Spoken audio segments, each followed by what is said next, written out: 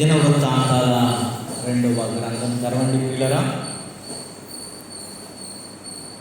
దినవృత్తాల 2వ గ్రంథం, second Chronicles. దినవృత్తాంతాల 2వ గ్రంథం.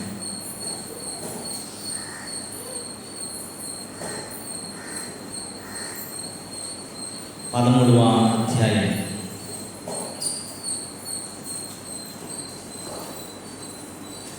దినవృత్తాంతాల 2వ గ్రంథం 13వ అధ్యాయం 20వ వచనము 21వ వచనాన్ని చదువుదాం. చూడండి, దినవృత్తాంతాల 2వ గ్రంథము 13వ అధ్యాయం 20వ వచనము 21వ వచనం.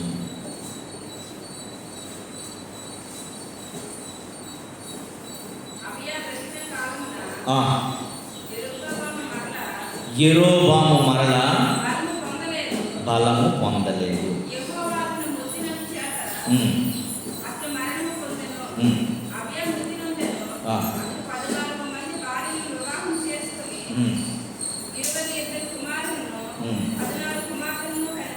చాలు, ఇక్కడ 2 మాటలు మనం చదవాలి. ఎవరదే?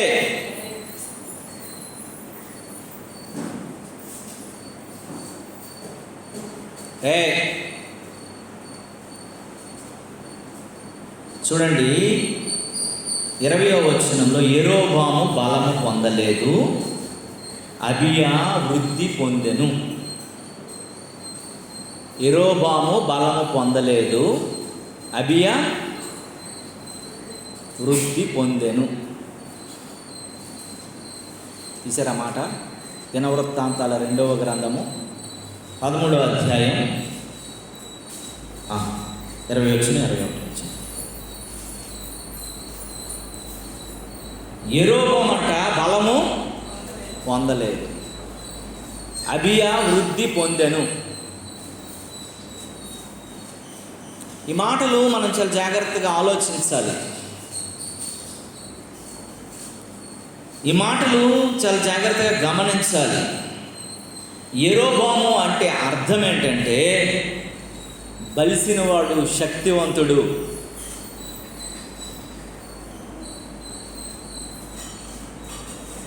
అబియా అంటే అర్థం ఏంటంటే దేవుడి మీద ఆధారపడి నా తండ్రి అనేటువంటి అర్థాన్ని కలిగిన వాడు.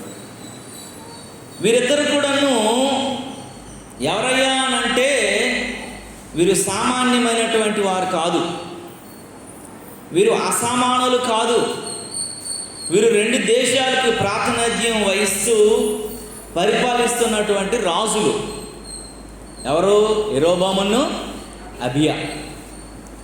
వీళ్ళిద్దరూ 2 దేశాలకి, యెరోబాము ఇజ్రాయేల్ దేశానికి రాజు అయితే అబియా యూదా దేశానికి రాజుగా పనిచేస్తున్నాడు.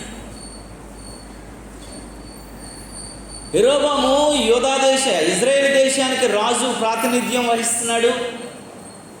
ఆ చుట్టూ దానికి సంబంధించిన రాజ్యాలకు రాజాధికారం చేస్తూ పరిపాలన చేస్తూ ఉన్నాడు. అబియా ఎలాంటోడనంటే యూదా దేశాన్ని పరిపాలన చేస్తూ, యూదా ప్రజలను పరిపాలన చేస్తూ వారికి రాజ్యాధికారం కలిగినటువంటి ప్రాతినిధ్యం వహిస్తూ ఉన్నాడు. చూడండి పిల్లరా, వీళ్ళిద్దరూ 2 పక్క దేశాలు. వీరి మధ్యలో ఉన్నటువంటి కొన్ని పరిస్థితులను బట్టి, కొన్ని ఒప్పందాలను బట్టి, సరైనటువంటి విధానం లేని పరిస్థితుల్లో వారిద్దరి మధ్యన కలహం వచ్చి ఒకరి మీద ఒకరు మరి కక్షపూరితమైనటువంటి జీవన విధానాన్ని కొనసాగిస్తూ వారు ఏమైపోయారంటే యుద్ధానికి కాలు దూవడం మొదలుపెట్టారు. ఆ యుద్ధానికి కాలు దూవటం మొదలు పెడుతున్న పరిస్థితుల్లో చూడండి, యెరోబాము అబియా మీదకి విరోధంగా, అబియా యెరోబాము మీదకి విరోధంగా ఒకరి మీద ఒకరు యుద్ధానికి కాలు దూవుతూ సిద్ధమవుతున్నటువంటి పరిస్థితులు, దినాలు. కనుక ప్రియమైనటువంటి దేవుని బిడ్డలారా, ఇక్కడ మనము ఒకసారి 3వ వచనాన్ని చదివితే దేవుని వాక్యం ఏం చెప్తుందనంటే, 3వ వచనాన్ని చదవండి ఒకసారి. ఆ మాట ఏమనుందనంటే పిల్లరా, అబియాకును యెరోబామునకు యుద్ధము కలుగగా, అబియా అంటే 4 లక్షల పరాక్రమశాలులను యుద్ధానికి సిద్ధమయ్యాడట.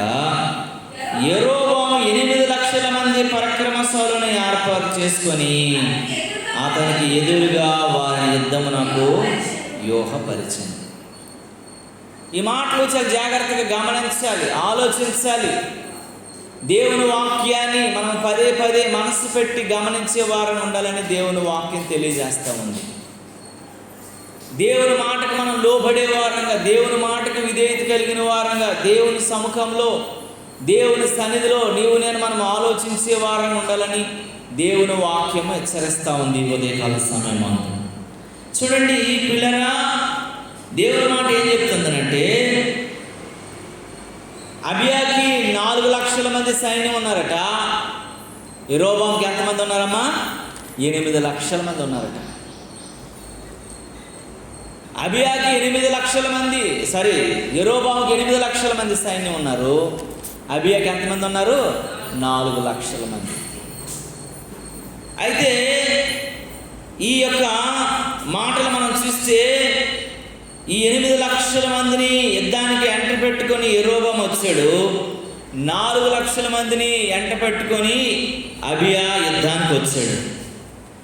ఇద్దరు కూడాను యుద్ధం చేయడానికి సిద్ధమైపోతున్నటువంటి పరిస్థితులలో, యుద్ధం చేయడానికి సిద్ధమవుతుండడానికి వారిద్దరూ ఇదవుతున్నప్పుడు యెరోబాము చెప్పాడంట, 8 లక్షల మంది మనం ఉన్నాం కదా, అబియా 4 లక్షల మందితోనే ఉన్నాడు కదా, మీరు యెరోబాము దగ్గరికి అబియాని ఎలాగైనా మనం మట్టు పెట్టాలా, ఓడించేయాలా, యోధా దేశాన్ని మనం ఎలాగైనా ఆక్రమించుకోవాలని యెరోబాము ఏం చేశాడనంటే, ఒక 4 లక్షల మందిని, నేను ముందున్నాను కాబట్టి నా వెనకాల 4 లక్షల మంది ఉండండి, మీరు అబియా వెనకకి, అబియా సైన్యం వెనక్కి వెళ్ళి ఒక 4 లక్షల మంది మీరు దాక్కొని ఉండండి అని చెప్పాడు. ఈ ప్రజలందరూ దొంగగా కనబడకుండా నక్కి యెరోబాము వెనక నిలవబడి, యెరోబాము ఎప్పుడైతే ఇటు పారిపోతాడో వెనక్కి పట్టుకొని చంపేద్దాము తనని, తన సైన్యాన్ని అని, అబియాని. అలాగే ముందుకు ఒకవేళ వెళ్ళినట్లయితే ఎలాగా యెరోబాము ఉన్నాడు కాబట్టి అబియాని చంపేస్తాడు అనేటువంటి ఈ పన్నాగంలో వరునట్లుగా దేవుని వాక్యము తెలియజేస్తుంది. దేవుని నామానికి మహిమ కలుగును గాక. హల్లెలూయా, హల్లెలూయా. యుద్ధము బాగా జరిగింది. యుద్ధంలో జరిగినప్పుడు, ఉన్నతమైనటువంటి యుద్ధంలో ఏం జరిగిందంటే పిల్లరా, ఈ యొక్క పరిస్థితులు గుండా వారు వెళ్తున్నప్పుడు ఏమైపోయిందనంటే, యెరోబాము కక్షపూరితంగా, కుయుక్తిపూర్వకంగా, కుయుక్తి సంబంధమైనటువంటి పరిస్థితుల్లో ఏదో రకంగా అబియాని మట్టు పెట్టాలన్నటువంటి ఆలోచనతో ఉంటుండగా, కానీ దేవుడు వారి పక్షానుండి, దేవుడు వారితో ఉండి ఏం చేశాడు అన్న విషయాన్ని మనము జ్ఞాపకం చేసుకోవాలి. 15వ వచనాన్ని చదివినట్లయితే 15వ వచనం ఏముందో ఒకసారి ఆలోచిద్దాం ప్రియులారా. అప్పుడు యోధావారు ఆర్భాటించిరి. యోధావారు ఆర్భాటించినప్పుడు చూడమ్మా, యెరోబామును ఇశ్రాయేలు వారందరూ అబియా ఎదుటను యోధావారి ఎదుటను నిలవలేకుండుడి, దేవుడు వారిని మొత్తెను. దేవునికి స్తోత్రము కలుగును గాక. యెరోబాము ఏమనుకున్నాడంటే, ఏదో రకంగా అబియాని 8 లక్షల మంది సైన్యం మనకుంది, పెద్ద దేశము, ఎక్కువ సైన్యంతో మనం ఉన్నాం కాబట్టి అబియా 4 లక్షల సైన్యమే కనుక మనల్ని ఏమి చేయలేడు కనుక అవలేలుగా మనం హతమార్చేవచ్చని వెనక 4 లక్షలు, ముందుకు 4 లక్షలతో యెరోబాము పన్నాగాన్ని పన్ని వారిని హతమార్చాలన్నటువంటి ఆలోచనతో యెరోబాము ఉన్నాడు. కానీ దేవుడు యోధా వారి పక్షమున, అబియా పక్షమున దేవుడు ఉండి, అబియా పక్షమున యోధా వారి పక్షమున దేవుడు ఉండి దేవుడు ఏం చేశాడనంటే యరొబాముని సైన్యమును దేవుడు ఏం చేశాడటమ్మా? మొత్తాడంట. యోధా వారి ఎదుట, అబియా ఎదుట వారు నిలవలేకపోయారంట. వారిని మొత్తగానే వారు నిలవలేనటువంటి పరిస్థితికి వచ్చారని దేవుని వాక్యం చెప్తుంది. దేవుని నామమునకు మహిమ కలుగునుగా. యోధా వారిని దేవుడు ఏకముగా గొప్ప శబ్దముతో యుద్ధం యెహోవాదే అని కేకలు వేసి ఆర్భాటం చేయగానే అప్పుడు వారి మనవి, వారి ప్రార్థన, వారి విన్నపము దేవుడు వినంట. దేవుడు ఏం చేసేటండి? యరొబాముని తన 8 లక్షల సైన్యముని దేవుడు ఏం చేసేటండి? ఏమని రాసిందమ్మ అక్కడ? మొత్తాడట. 15వ వచనంలో ఏమంది చివరి మాట? దేవుడు వారిని మొత్తునందున. 16వ వచనంకి వచ్చేసరికి అంటాడు, ఇశ్రాయేలుకు యోధా వారి ఎదుట నుండి పారిపోయిరి, దేవుడు వారిని. దేవునికి స్తోత్రము కలుగునుగా. చాలాసార్లు మనం ఆలోచిస్తాం, మనము గమనిస్తాం, మనము చూస్తాం. అయ్యో, నేనేం లేని ఒంటరి వాడిని, తక్కువ జనంతో ఉన్నానే. వారు చూస్తే చాలా ఎక్కువ మందితో ఉన్నారు, 8 లక్షల మందితో ఉన్నారే. మేమైతే తక్కువ మంది, 4 లక్షల మందితోనే ఉన్నామే. మేము పోరాడలేమేమో, మేము గెలవలేమేమో, మేము విజయాన్ని సాధించలేమేమో, మేము అపజయం పాలైపోతామేమని ఆలోచన అబియాకి లేదంట. కానీ యరొబాముకి ఏముంది? ఏదో రకంగా అబియాని చంపేయాలి, యోధా వారిని చంపేయాలి, ఆ దేశం లేకుండే సర్వనాశనం చేసేయాలి. మాకు ఎక్కువ సైన్యం ఉంది, బలమైన దేశంగా మేము ఉన్నాం కాబట్టి మేము గెలిచి తీరుతాము, అవలేలగా వారిని వాడిస్తామన్నటువంటి గర్వంతో, విర్రవీగటంతో ముందుకు కొనసాగినట్లుగా చూస్తూ ఉన్నాడు. అప్పుడు అలాంటి పరిస్థితుల్లో దేవుడు యుద్ధం చేశాడట, దేవునికి అప్పగించారట. ప్రభువా, ఆర్భాటం చేస్తూ ఆయన ఆరాధిస్తూ, మాకు కాదు ప్రభువా, మాకు కాదు, నీకే మహిమ కలగాలి, నీవే మమ్మల్ని గెలిపించాలి, మా పక్షాన్ని నువ్వు యుద్ధం చేయాలని ఎప్పుడైతే జెరోబాముని ఆయన యొక్క సైన్యమును అప్పగించారో అక్కడ జరిగిన సిచ్యువేషన్ ఏంటో తెలుసా?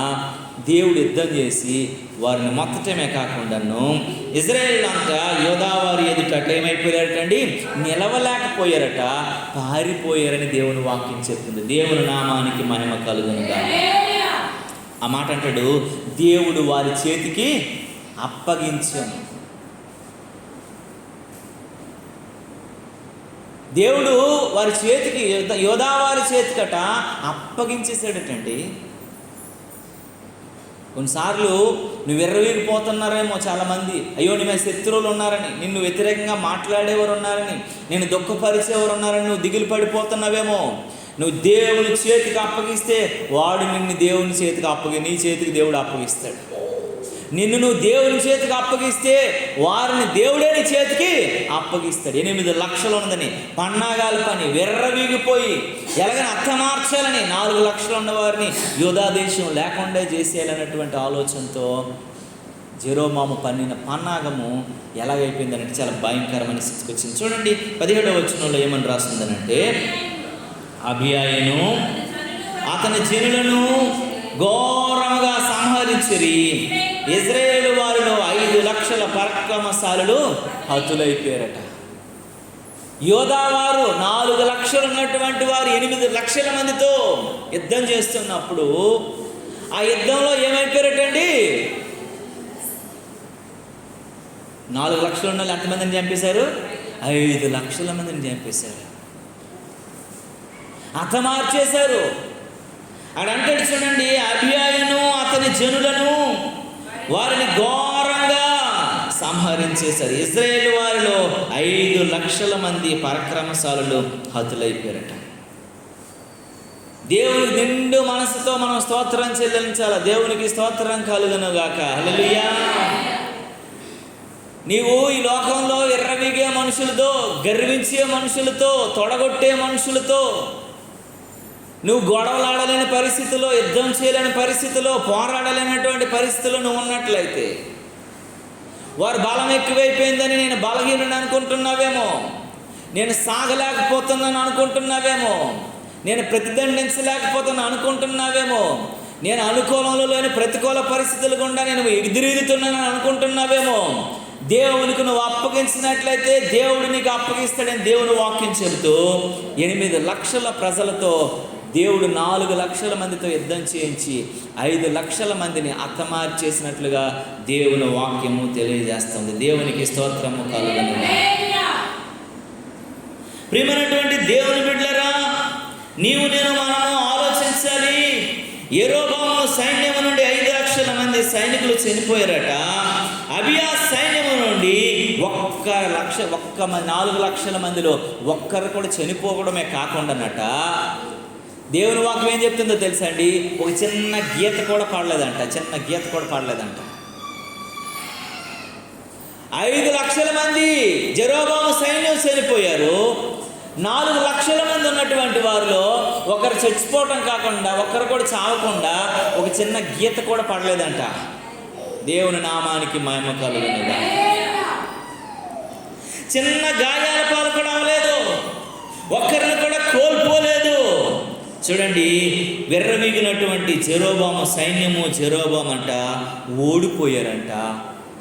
దేవునికి లోబడి, దేవునికి విధేయత కలిగి, దేవుని యందు నమ్మకం ఉంచుకొని దేవుడే యుద్ధం చేస్తాడన్నటువంటి అబియా వారిలో ఒక్కరు కూడా చనిపోకుండా, ఒక్కరికి కూడా దెబ్బ తగలకుండా వారందరూ కూడా సజీవముతో వారి విజయాన్ని మోగించినట్లుగా దేవుని వాక్యం చెప్తుంది. దేవుని నామమునకు మహిమ కలుగునుగా.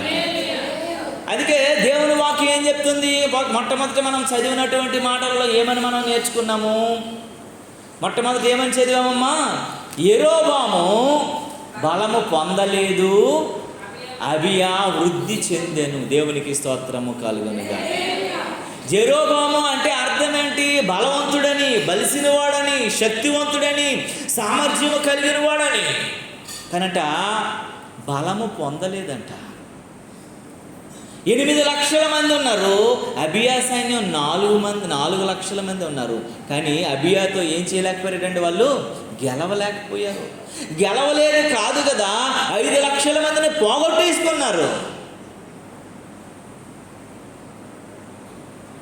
ఇంకా పారిపోతూ ఇజ్రాయేల్ దేశానికి యెరోబాము వెళ్తున్నప్పుడంట ప్రజలందరూ అనుకున్నారట, 8 లక్షల ప్రజలతో, సైన్యంతో మా రాజు వెళ్ళాడు, యోధావారిని అందరినీ హతమార్చేసి విజయభేరి మోగించి వస్తున్నాడు అని అనుకుంటున్నారేమో. కానీ బలహీనపరచబడిన వాడుగా, బలము లేని వాడుగా, శక్తిహీనుడిగా, దెబ్బలు కాసేసిన వాడుగా, ఓడిపోయిన వాడుగా, నీరసిల్లిపోయిన వాడిగా జెరోబామును మిగిలిన 3 లక్షల మందితో ఊరు పొలిమేరలోకి వస్తున్నప్పుడు వాళ్ళందరంట, ఇంత సైన్యం వెళ్ళారు కదా, ఇంత తక్కువ సైన్యం ఏమైపోయిందని చెప్పి అందరూ చూడగా ఎవరో ఒకరు చెప్పారంట, మనలో 5 లక్షల మంది హతులైపోయారని చెప్పారంట.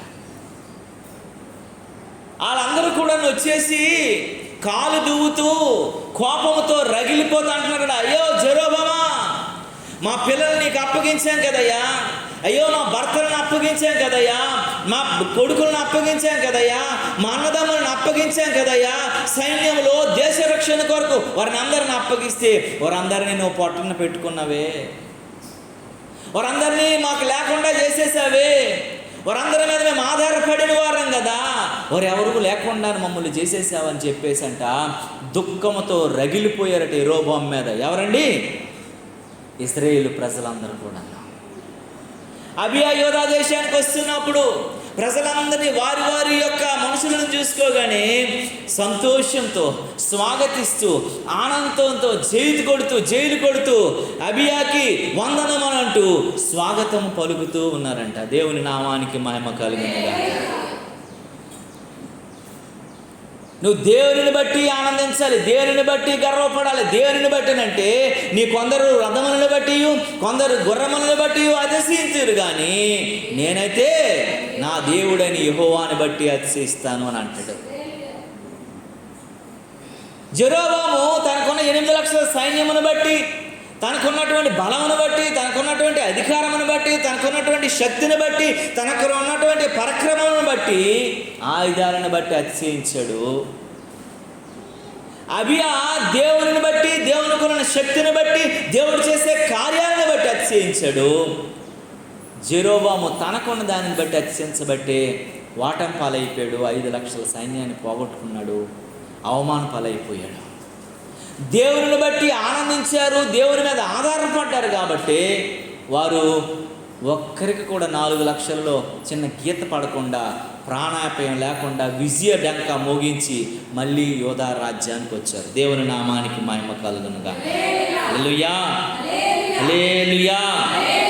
దేవుని బిడ్డలారా, ఈ యొక్క సమయంలో మనం ఆలోచించవలసింది ఏంటంటే, గమనించవలసింది ఏంటంటే, మనల్ని మనము ఒకసారి ఈ విషయాలను బట్టి మనం ఆలోచించుకోదగ్గ విషయం ఏంటంటే పిల్లరా, 5 లక్షల మందిని పట్టుకున్నావే అని వారంటే యెరోబాము మీద వారు ఎంతగానో ఇశ్రాయేలు అందరూ కూడా కూడి ఆయన చేస్తున్నప్పుడు వీరు చాలా బాధ దుఃఖంతో ఏం చేయాలో అర్థం కాలనటువంటి పరిస్థితుల్లో ఆయన బలహీన పరిస్థితుల్లో తలదించుకున్నటువంటి స్థితికి వచ్చేసాడట.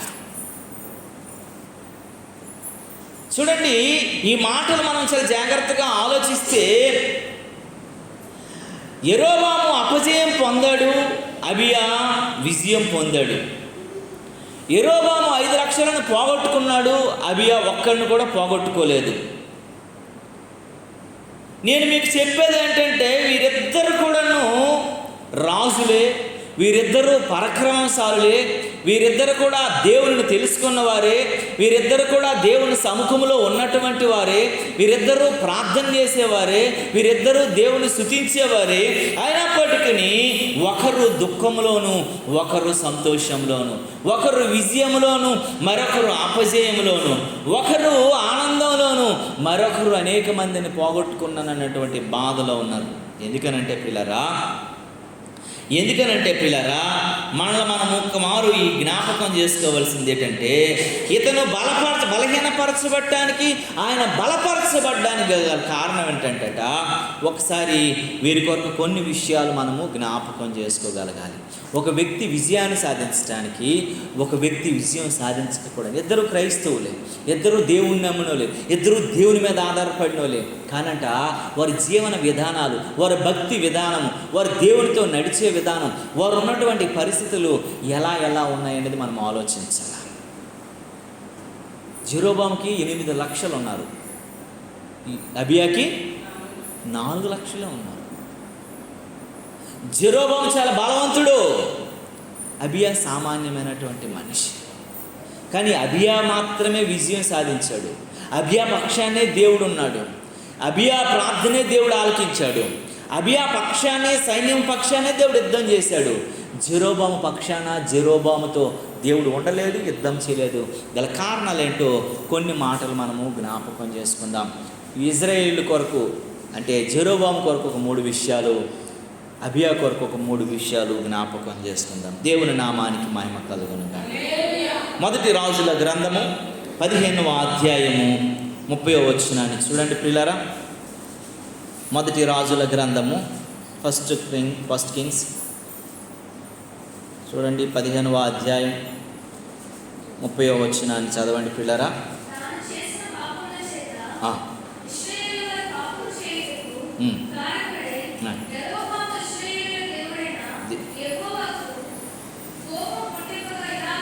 దేవునికి స్తోత్రము కలుగును గాక.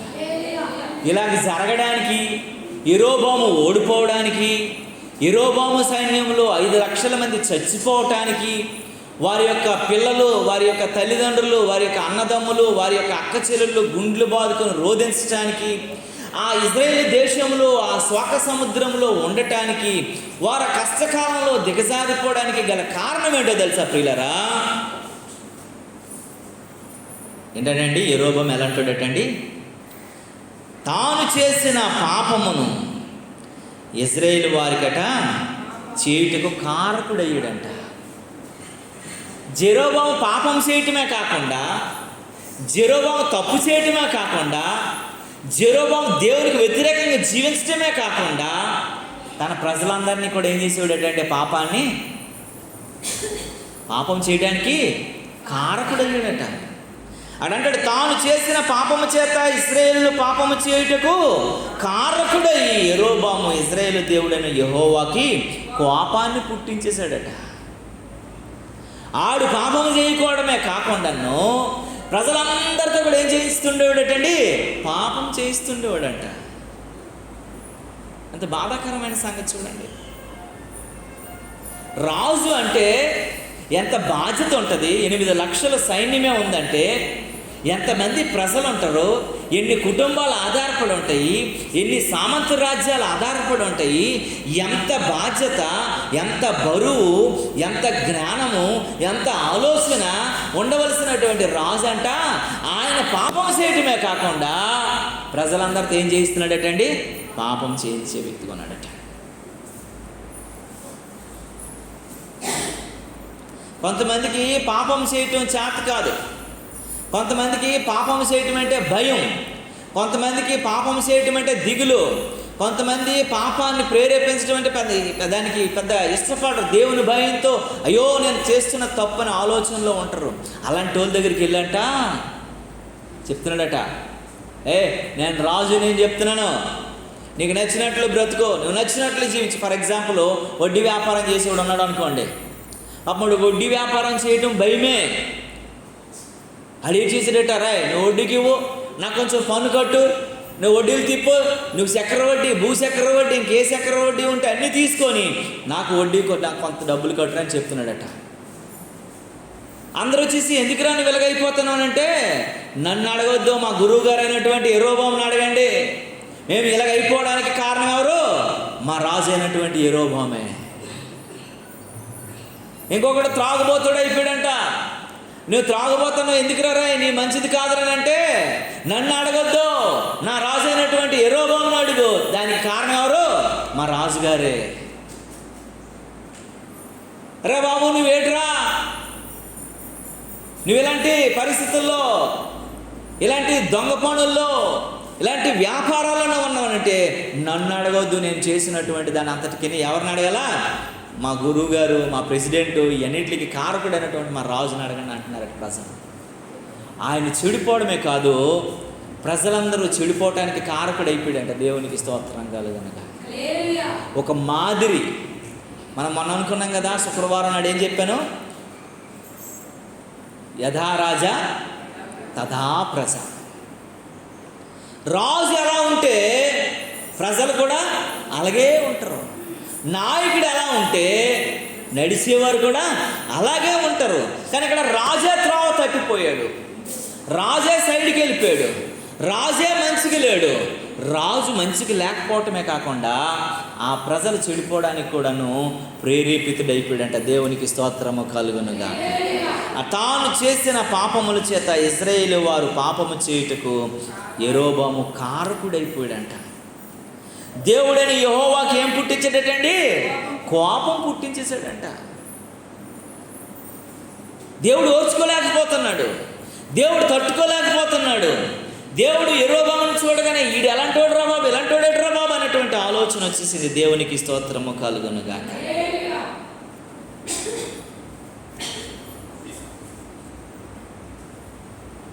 ఈ కార్యక్రమాలన్నీ కూడాను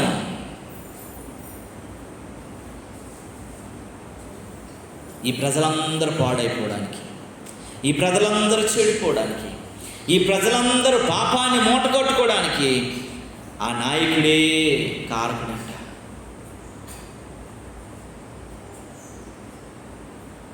నీవు నేను మనం జ్ఞాపకం చేసుకోవాలి. ఈరోజు మనం ఆలోచించాలి ప్రియులరా, మనం ఆలోచించాలి. జెరోబాము బలహీనపరచబడటానికి కారకుడు ఎవరంటే జెరోబామే ప్రియులరా. నీవు నేను కూడా గుర్తు చేసుకోవాలా, నువ్వు బలహీనపరచబడుతున్నావనంటే, నీ జీవితంలో నువ్వు అపజయం పొందుతున్నావనంటే కారణం ఏంటి అని అడిగితే మనం చేసినటువంటి పాపము. మనం చేయటమే కాకుండా ఇంకొకరిని పాపానికి ప్రేరేపించటము. ఈ మధ్య నేను ఒక గొడవ తీర్చడానికి వెళ్ళాను. ఇద్దరు ఒక వీధిలో ఉన్నారు, అమ్మాయిలు చదువుతున్నారు, స్కూల్కి కలిసి వెళ్తున్నారు. ఈ అమ్మాయి అంట చక్కగా భక్తిలోను భయంలోను దేవునితో సహవాసం చేసే అమ్మాయి చెడిపోయిన అమ్మాయితో సహవాసం చేసింది. అమ్మాయిని చెప్పిందంట, నాకు బాయ్ ఫ్రెండ్ ఉన్నాడు, నాకు ఏది కావాలంటే అన్నీ కొనిసిచ్చేస్తున్నాడు, నువ్వు కూడా ఒకరిని పెట్టుకుంటే నీకు కూడా అన్నీ కొనిసిస్తాడువే. నాకు ఈ బ్యాగ్ ఎవరు కొనిసిచ్చారో తెలుసా? మా అమ్మ నాన్న అనుకుంటున్నావా? కాదు, నా బాయ్ ఫ్రెండ్ కొనిసిచ్చాడని చెప్పిందంట. నాకు ఈ ఫోన్ ఎవరు కొనిసిచ్చారో తెలుసా? నా బాయ్ ఫ్రెండ్ కొనిసిచ్చాడు. నాకు ఇది ఎవరు కొనిసిచ్చారో తెలుసా? నా బాయ్ ఫ్రెండ్ కొనిసిచ్చాడు అనట. బాగా భక్తిలో పెరుగుతున్నటువంటి ఆ అమ్మాయి అనమాట చెడు మార్గాలు చెప్పిందంట. ఆమె చెడిపోవడమే కాకుండా ఈ అమ్మాయిని చెడిపేసింది, పాడైపోయింది. ఏం జరిగిందో తెలుసా? ఆ అమ్మాయి లాస్ట్కి ఎక్కడికి ఒక రోజంతా కనబడలేదంట. ఎక్కడికి వెళ్ళిపోయిందని ఆ తల్లిదండ్రులు పోలీస్ స్టేషన్కి కంప్లైంట్ ఇచ్చారు. పోలీసులు వెతికి పట్టుకుంటే వాళ్ళు విజయవాడ వెళ్ళిపోయారట. ఈ పిల్లలను ఆ పిల్ల కలిపి విజయవాడ రైల్వే స్టేషన్లో పోలీసు వాళ్ళకి దొరికి పట్టుకొని అడిగితే, మేము సరదాగా తిరగడానికి వచ్చామని చెప్పారట వాళ్ళిద్దరని. విశాఖపట్నంలో జరిగింది ఇది.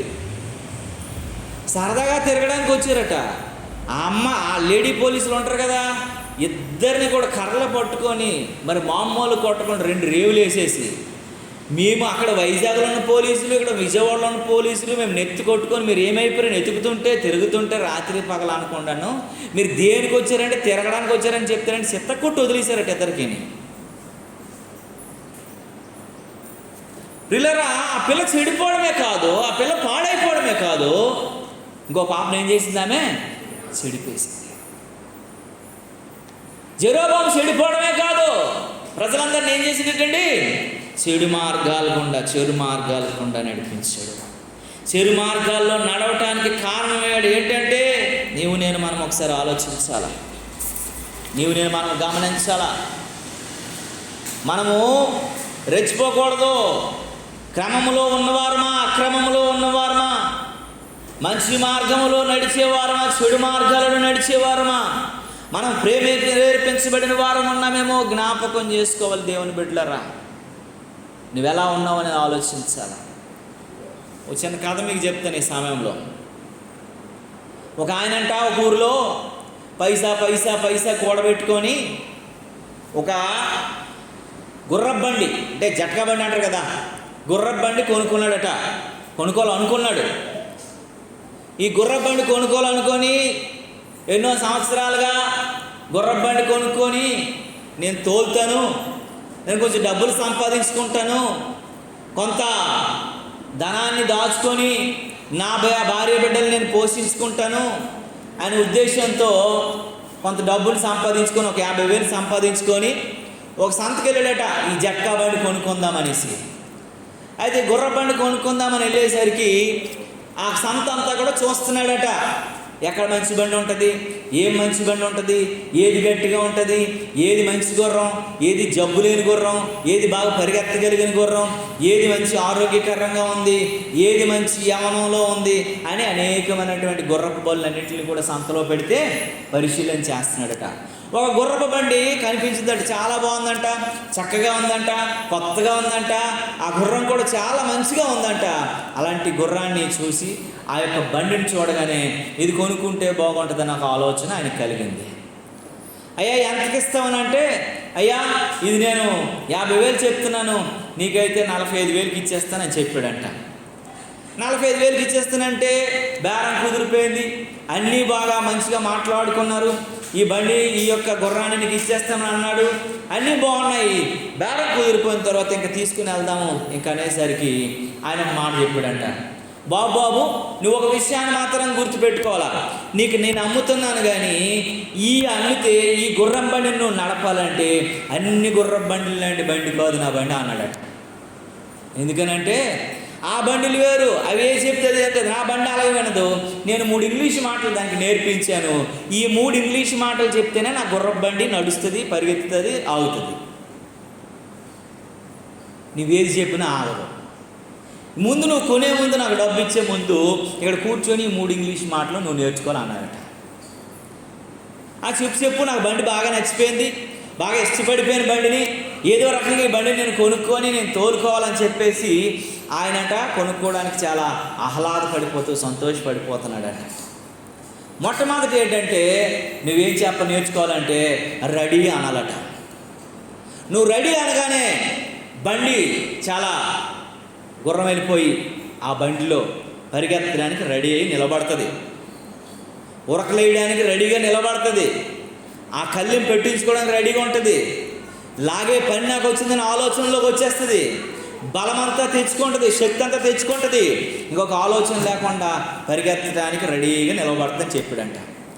రెండో మాట ఏంటంటే గో అనే మాటను నేర్చుకోవాలన్నాడట. గో అనగానే ఈ రెడీగా ఉన్నటువంటి బండిని లాగడానికి ఇంకా పరిగెత్తడం మొదలెడుతుంది.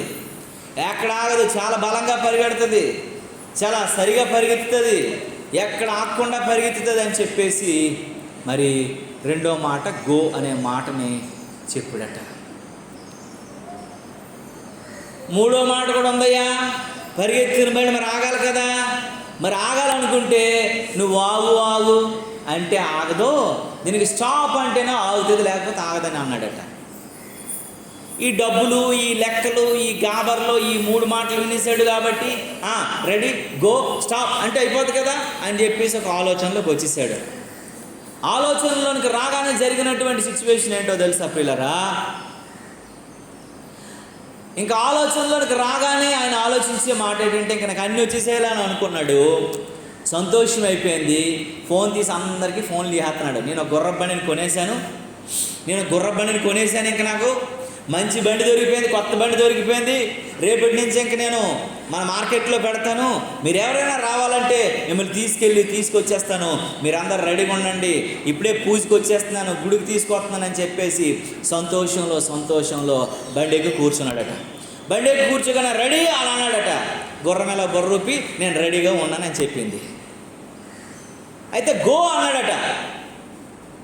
ఇంకా పరిగెత్తడం మొదలెట్టింది. పరిగెత్తడం మొదలెడుతూ ఉండగానే కొంత దూరంలో రైలు సూపర్ ఫాస్ట్ వస్తున్నటువంటి హార్న్ వినిపిస్తుందంట. అయ్యో ట్రైన్ వస్తున్నట్టుంది, గేటు కూడా లేదే, ఎలాగా పట్టాల దగ్గరికి వచ్చేస్తుంది అని చెప్పి ఆలోచనలోకి వస్తున్నప్పుడు అక్కడ ఒక ఆలోచన వచ్చింది. ఇప్పుడు ఏం చెప్తే ఆగుతుంది అనేది నేను మర్చిపోయాట.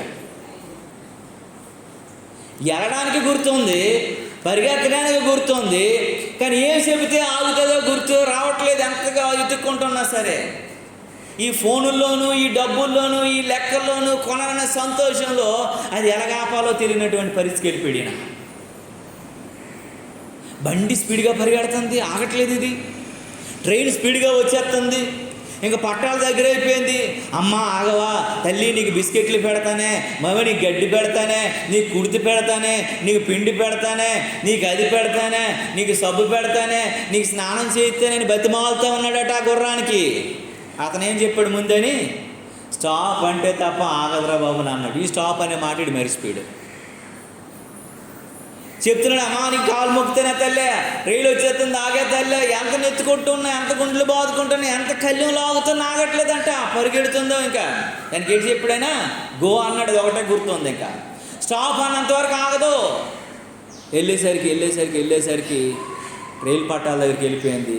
ట్రైన్ వచ్చేసి గుద్దేసింది బండిని. గుర్రం చచ్చిపోయింది, బండి ఇరిగిపోయింది, తోలేటువంటి మనిషి చచ్చిపోయాడు, ముక్కలు అయిపోయారు అందరూ. ఇప్పుడు దేవుని బిడ్డలారా, ఒక విషయాన్ని మనము జ్ఞాపకం చేసుకోవాలి. నువ్వు పరిగెడుతున్నావు బాగానే ఉంది. దేవుని సముఖంలో చాలా జాగ్రత్తగా నువ్వు ఆలోచించాలి. నువ్వు పరిగెడుతున్నావు కానీ స్టాప్ చెప్పడం అనేటువంటి నీ జీవితంలో, పాపంలో నువ్వు పరిగెడుతున్నావా, అపరాధంలో పరిగెడుతున్నావా, దేనిలో నువ్వు డబ్బు కొరకు పరిగెడుతున్నావా, ఈ లోక సంతోషాల కొరకు పరిగెడుతున్నావా? నువ్వు పరిగెడుతున్నావో, నువ్వు స్టాప్ చెప్పకపోతే అది నీ జీవితానికి మంచిది కాదని దేవుని వాక్యం చెప్తుంది. ఆ ఘోరం జరగకముందు నువ్వు స్టాప్ చెప్పాలా? ఆ స్టాప్ చెప్పడం నువ్వు మరిచిపోతున్నావేమో. ఆ ఘోరం జరగగానే వాళ్ళు ఎవరు లేకుండా పోయారు. నువ్వు పాపములు ఉన్నవేమో, నువ్వు అపరాధంలో ఉన్నవేమో, నువ్వు దేవునికి వ్యతిరేక స్వభావంతో బ్రతుకుతున్నవేమో, నువ్వు ఎలాంటి స్థితిలో ఉన్నవేమో దేవుని వాక్యం హెచ్చరిస్తుంది, దేవుని వాక్యం తెలియజేస్తూ ఉంది. సమయం ముందు స్టాప్ అనటం కానీ నీకు గుర్తుంటేనే వాడి ప్రాణము, వాడి గుర్రము, వాడి యొక్క బండి కాపాడబడుతుంది. ఈరోజు మనం కూడా కొన్ని పాపాలకు స్టాప్ చెప్పలేని వారంగా ఉన్నాము. దేవునికి నచ్చని, దేవునికి హేయమైన కార్యాలకి మనం స్టాప్ చెప్పకపోతే మన పరిస్థితి కూడా అదే పరిస్థితి అని మనం జ్ఞాపకం చేసుకోగలగాలి. దేవునికి నచ్చని చాలా కార్యక్రమాలు ఉన్నాయి.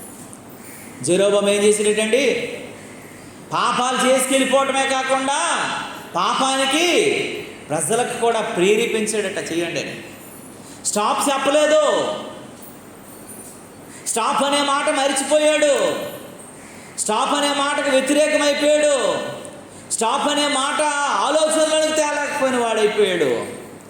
ఈరోజు నీవు నేను కూడా చెల్లిన పాపాలు, మోసకరమైన పాపాలు, వ్యతిరేక సంబంధమైన పాపాలు, దేవుని ఉద్దేశం లేని పాపాలు నువ్వు నిండిపోయి ఉన్నావేమో, నువ్వు వాటి నుంచి బయటికి రాలేకపోతున్నావేమో, వాటికి స్టాప్ చెప్పలేని వ్యక్తిగా ఉన్నావేమో, వాటిలో నువ్వు కూరుకుపోయావేమో, నీకు అర్థం కావట్లేదేమో. దేవుని వాక్యం చెప్తూ ఉంది, వాడికంటే నువ్వు గొప్ప వ్యక్తివి కాదు. దేవుని బిడ్డ, నీవు నేను మనము జ్ఞాపకం చేసుకోగలగాలి. దేవుని చిత్తానికి మనం లోబడగలిగిన వ్యక్తిగా ఉండగలగాలి.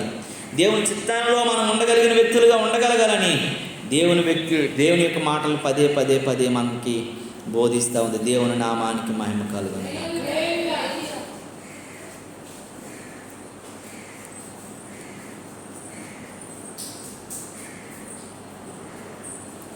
ఇదే స్టాప్ అని చెప్పకపోతే ప్రజల యొక్క పాపం చేయడానికి కారణమవుతావేమో. నువ్వు చూడు, నీ వలన ఒకడు భక్తిలోనికి రావటానికి నువ్వు కారణం కావచ్చేమో, నీ వల్ల మందిరానికి రాకపోవటానికి నీవే కారణమేమో, నీ వలన దేవునితో గడపటానికి నీవే కారణమేమో, నీవు దేవునితో సహజీవనం లేనటువంటి పరిస్థితికి నీవే కారణమేమో.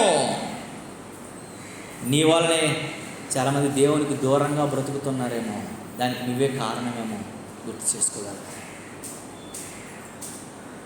దేవుని బిడ్డ, చాలామంది దేవుని ప్రేరణ నుంచి దూరం అయిపోతున్నారు, దేవుని చిత్తం నుంచి దూరం అయిపోతున్నారు. నీవే దానికి కారణమేమో, నీ పాపమేమో దానికి కారణమేమో. నువ్వు దానికి స్టాప్ చెప్పకపోతే గుర్రపు యజమానుడు గుర్రం యొక్క పరిస్థితి ఏమైపోయిందో మన పరిస్థితి కూడా మొక్క చెక్కలు అయిపోయినటువంటి స్థితిగతుల్లోకి వెళ్ళిపోతాం. మొట్టమొదట జెరోబాము అంటే ఎలాంటివాడటండి, ఆయన పాపం చేయటమే కాదు కానీ అనేక మందిని పాపానికి కారకుడయ్యాడు. అందుకే దేవుడు ఆ ఓటమి పాలు చేశాడు, ఆయన గెలవకుండా చేశాడు, దేవుడు ఆయన్ని మొత్తాడు, బలహీనపరిచేశాడు. దేవుని నామానికి మహిమ కలుగునుగా. రెండోది ఏం చేశాడు చూడండి ఒకసారి. దినవృత్తాంతాల గ్రంథం 13వ అధ్యాయం 6వ వచనాన్ని చూడండి. దినవృత్తాంతాల గ్రంథము 13వ అధ్యాయం 6వ వచనము. అమ్మా చదువు.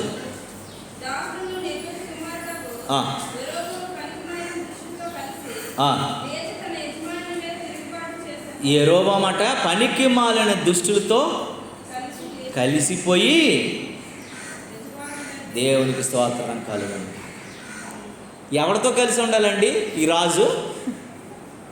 వీడి మీద ఇన్ని భారము, బాధ్యతలు, ఇన్ని అధికారము, ప్రజలు, పరిస్థితులు, ఆర్థిక సమస్యలు ఈ రాజుని చుట్టుముట్టు ఉంటున్నప్పుడు ఎలాంటి వాళ్ళతో ఉండాలా?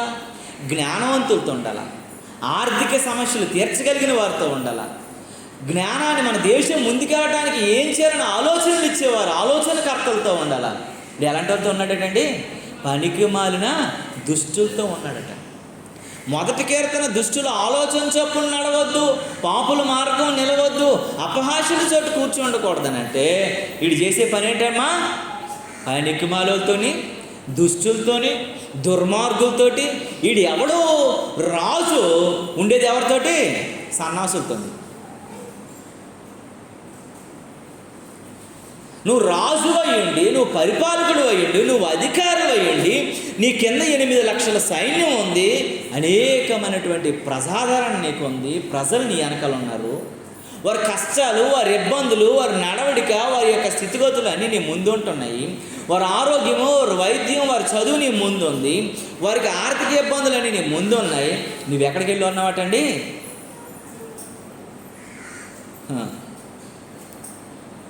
ఏ పరిస్థితులు ఉన్నాడండి? ఏ స్థితిలో ఉన్నాడండి? పనికిమాలతోని దుష్టులతో కలిసిపోయాడంట. బాధ్యత లేదు, భారం లేదు, ఆలోచన లేదు, దేవుని భయం లేదు, నా వెనకాల ఎంత ఉంది, ఇన్ని ఉన్నాయని ఆలోచన లేదు. మనం కూడా కొన్ని బాధ్యతలు ఉన్నా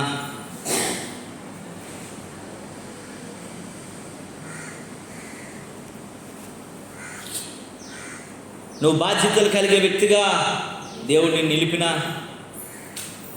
నీవు కూడా చాలాసార్లు నువ్వు తల్లిగానో, తండ్రిగానో, అక్కగానో, చెల్లిగానో, అన్నగానో, తమ్ముడుగానో నీకు బాధ్యతలు చాలా ఉన్నప్పటికీ కూడా ఆ బాధ్యతలు మరిచి నువ్వు పనికి రానులతో ఒకవేళ సహవాసం చేస్తున్నావేమో, నీ అలవాట్లను బట్టి, నీ దుష్ట సాంగత్యమును బట్టి,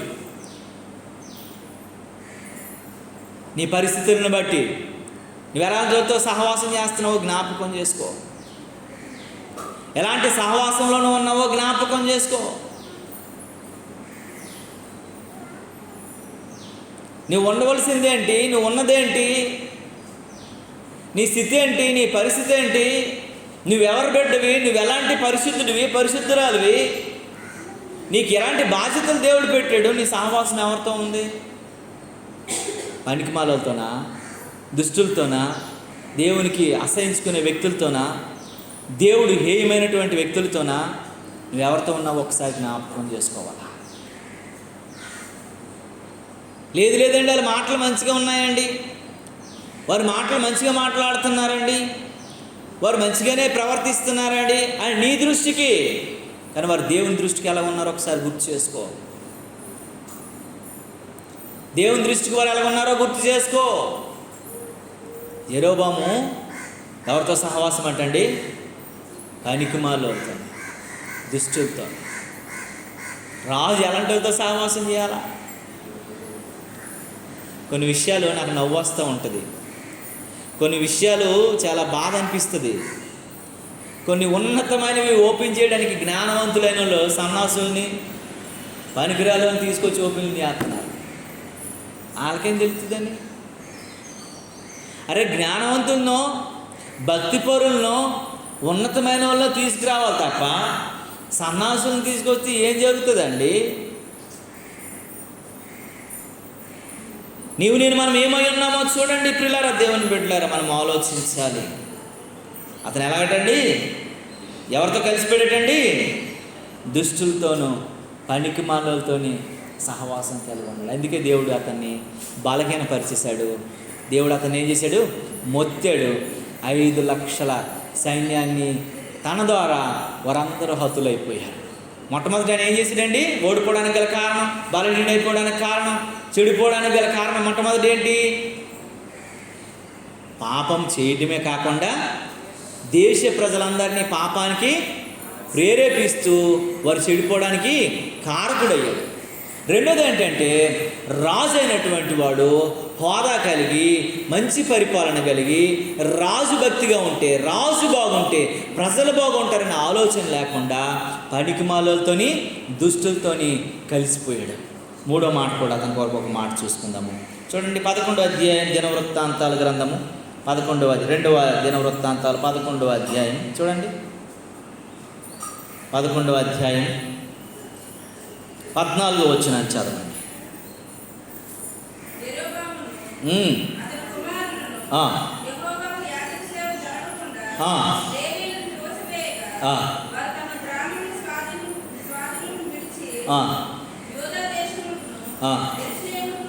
దేవునికి స్తోత్రం కలుగును గాక. ఇది ఎంత దుర్మార్గుడో చూడండి. ఆడి పిల్లలు ఇంకెంత దుర్మార్గులో దృష్టిలో చూడండి. దేవుని మందిరంలో యాజక ధర్మం సాగిస్తున్నటువంటి, నిరంతర యాజకత్వాన్ని కొనసాగిస్తున్నటువంటి ఆ దేశ బాగోగుల కొరకు యజ్ఞయాగాదులు దేవునికి స్తుతిస్తూ దేవుణ్ణి ఆరాధిస్తూ బలులు అర్పిస్తున్నటువంటి యాజకుల్ని ఏం చేశారంటే మందిరంలో నుండి చూడండి ఎలా అంటున్నారు.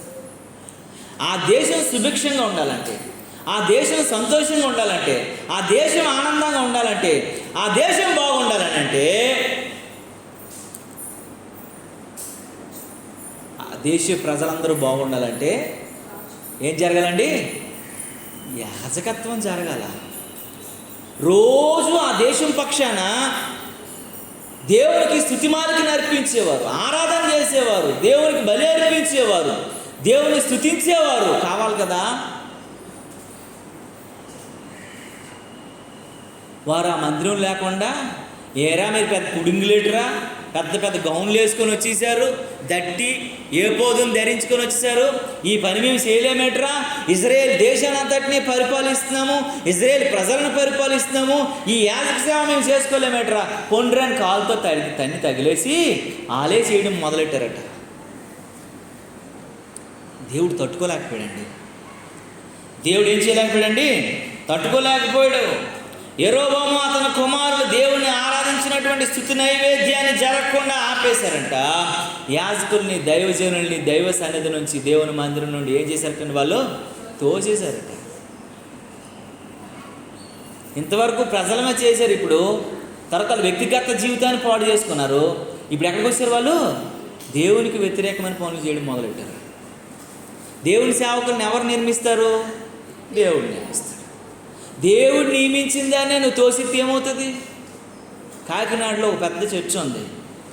ఆ చర్చిలో ఆ పాస్టర్ గారిని ఉంచకుండా, ఆ పాస్టర్ గారిని లేకుండా రాత్రే ఆయన సామాన్లన్నీ బయట పెట్టేసి, ఆయన సామాన్లన్నీ ఇసిరేసి కట్టుగుడ్డలతో రోడ్డు మీద పెట్టేశారు ఆ చర్చ్ వద్ద.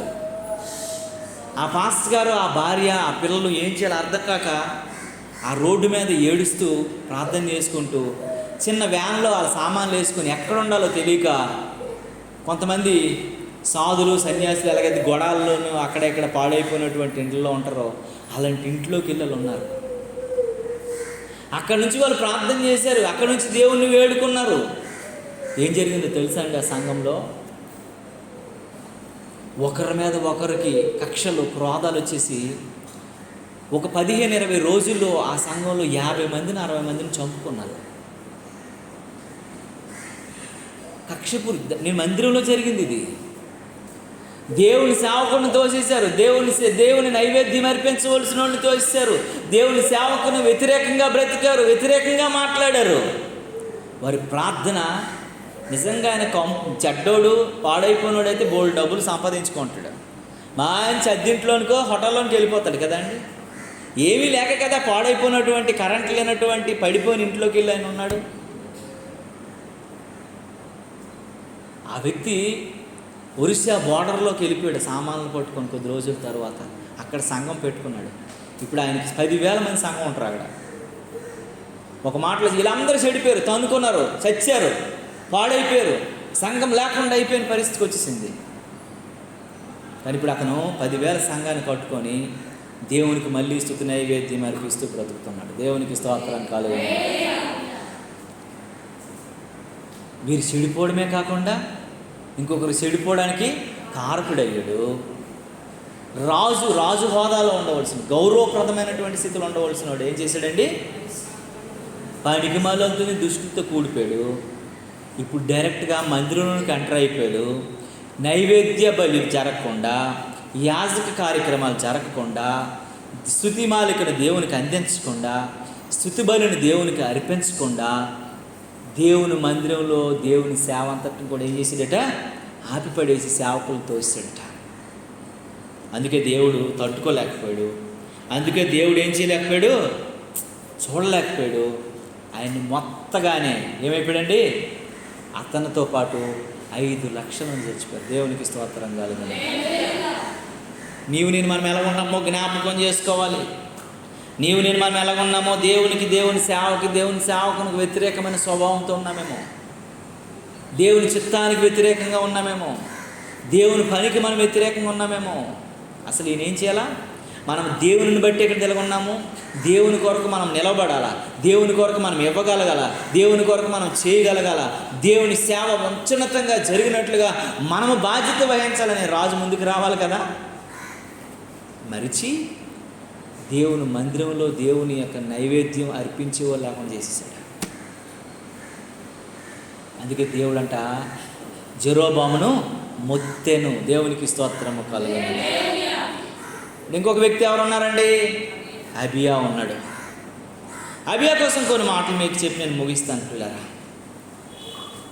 చూడండి, అబియా కోసం 4వ ఈ మాటలు చాలా జాగ్రత్తగా ఆలోచిస్తే, అబియాకి ఎంతమంది అండి సైన్యం ఉన్నారు? 4 లక్షలు. జెరోబాముకి ఎంతమంది ఉన్నారు? జెరోబాము ఓడిపోయాడా గెలిచాడా? 4 లక్షలు ఉన్నాడు, గెలిచాడా ఓడిపోయాడా? ఎంతమంది చచ్చిపోయారు అవి జెరోబాముకి? ఇతనికి ఎంతమంది ఉన్నారు? ఒక్కడు కూడా కానీ దెబ్బైనా తగిలిందా? గీతైనా పడిందా? దానికి కారణం ఏంటి? అతను అంత నాశనం అయిపోవడానికి, అంత మొత్తపట్టడానికి, అంత చేయడానికి మనం 3 కారణాలు తెలుసుకున్నాము. మొట్టమొదటి కారణం ఏంటంటే ఆయన చెడిపోవడమే కాకుండా అనేక మంది చెడిపోవడానికి కారకుడయ్యాడు. రెండోది ఏంటంటే ఆయన రాజార్కం కలిగిన వాడు, ఉన్నతమైన స్థితిలో బరువు బాధ్యతలు ఆలోచించవలసిన వాడు, ఒక మాదిరిగా ఉండవలసిన వాడు, పనికి మాలలతో దుష్టులతో కలిసిపోయాడు. మూడోదిగా వారిని కాపాడుతున్నవాడు, వారిని రక్షిస్తున్నవాడు, వారిని ఆదరిస్తున్నవాడు దేవుని యాజకత్వం అని తెలుసుకోవడను దేవునిని మరచి దేవునికి వ్యతిరేక స్వభావంతో దేవుని యాజకులనే వెళ్ళగొట్టగలిగిన మహాపాపం చేశాడు. అందుకే దేవుడు ఆయన్ని మోతేశాడు. అబియా కూడా ఉన్నాడు కదా, విజయాన్ని పొందటానికి, గెలవటానికి, తక్కువ సైన్యంతో ఎక్కువ మందితో ఉన్న వారిని గెలవటమే కాక హతమార్చడమే కాకుండా మరి జయధ్వనులతో ఒక్కరిని కూడా కోల్పోకుండా, ఒక్కరికి కూడా చిన్న దెబ్బ తగలకుండా విజయోత్సవంతో మళ్ళీ యోధా రాజ్యంలోనికి ప్రవేశించడానికి గల కారణాలేంటో కొన్ని మాటలు జ్ఞాపకం చేసుకుంటూ మనం ముగించుకుందాం. దేవుని నామానికి మహిమ కలుగునుగా. ఈయన 4 లక్షల మందితో యుద్ధానికి వెళ్ళాడు. దేవుడు ఏర్పాటు చేసినటువంటి దేవుడు యుద్ధం చేసి ఈయనకి విజయాన్ని ఇచ్చాడు. ఆ విజయాన్ని పొందుకున్నాడు. బలహీనుడైనటువంటి ఆయన ఏం చేశాడండి? బలము పొందుకున్నాడు, వృద్ధి పొందాడు. 4 లక్షల మందిని ఒక్కరిని కూడా పోగొట్టుకోకుండా దేవుని సముఖంలో తన ప్రజలకి, తన కుటుంబీకులకి దేవుడు అనుగ్రహించాడు. దేవునికి స్తోత్రము కలుగునుగా. అబియాని దేవుడు ఎందుకు ఇంతగా బలపరిచాడు? అబియాకి ఎందుకు ఇంత గొప్ప విజయాన్ని దేవుడు అనుగ్రహించాడు? దేవుడు ఇంతగా కాపాడడానికి గల కారణం ఏంటంటే కొన్ని మాటలు చెప్తాను. చూడండి, 2వ దినవృత్తాంతాల గ్రంథం 13వ అధ్యాయంలో రండి. 13వ అధ్యాయము 13వ అధ్యాయం 4వ వచనాన్ని చదవండి ఒకసారి. అప్పుడు అబియా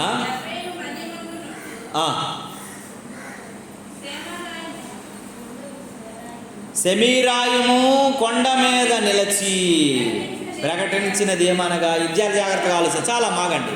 ఇప్పుడు 10వ వచనం దగ్గరికి రండి. ఇక్కడ ఈ కొండెక్కంట ఆయన ఏమని ప్రకటిస్తున్నాడట తెలుసండి? కింద అంతా ఎవరున్నారు?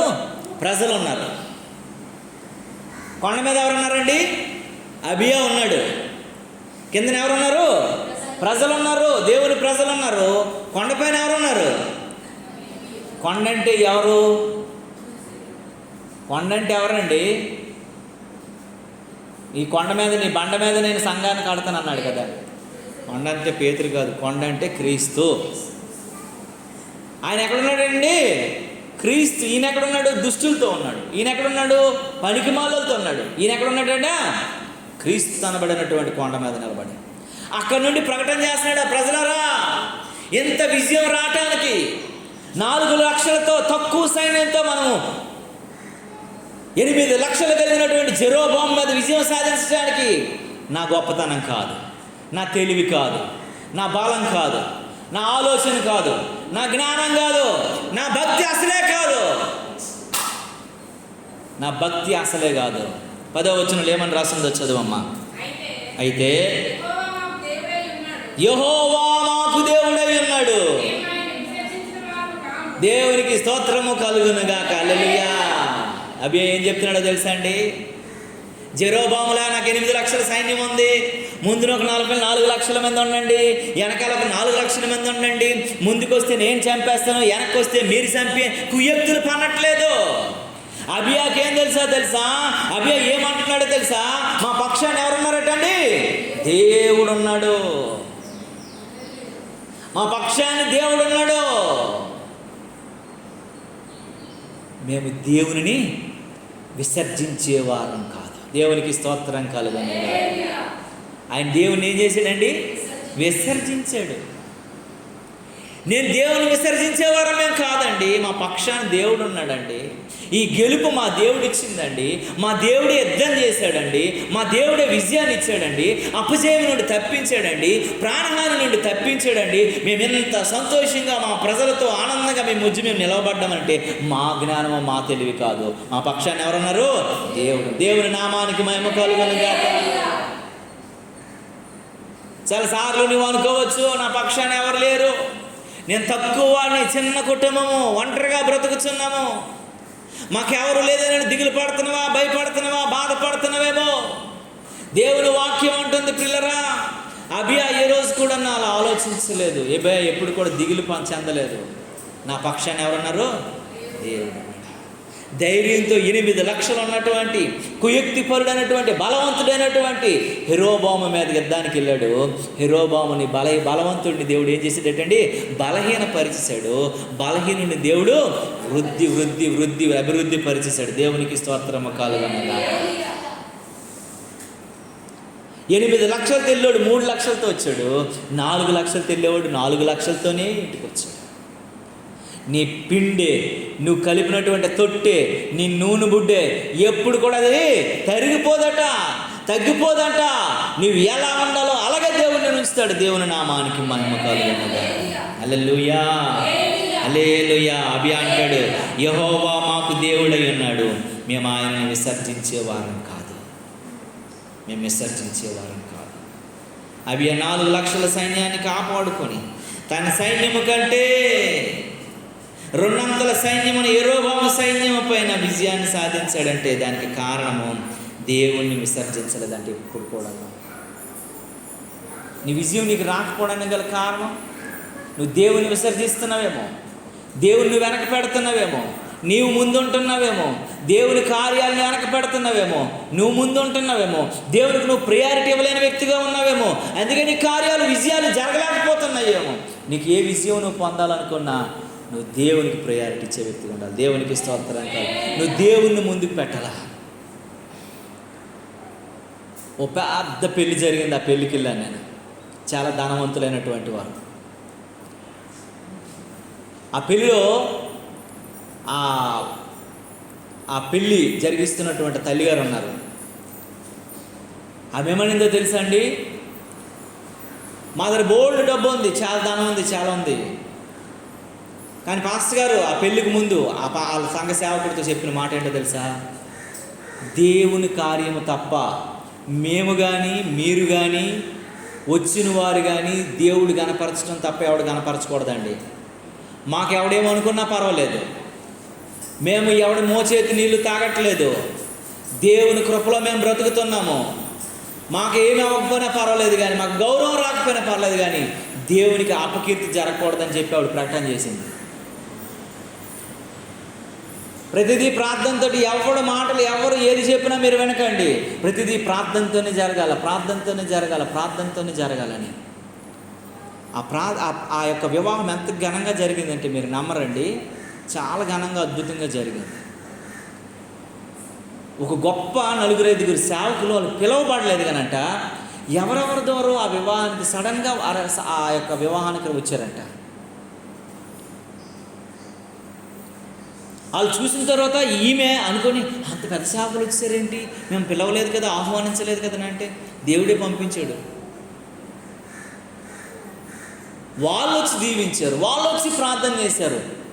నేను అన్నానమ్మా, మీ యొక్క బిడ్డలని దేవుడు మీరు పిలవని దానికి కూడా పంపించాడు ముగ్గురు సేవకుల్ని, తండ్రి కుమార్ ఏలియాని మోషే అని యేసు ప్రభువుని పంపించినట్లు మీ దగ్గరికి పంపించాడమ్మా మీ పిల్లల్ని దీవించడానికి చెప్తే ఆవిడ ఎంత సంతోషమైపోయిందో తెలుసా అండి.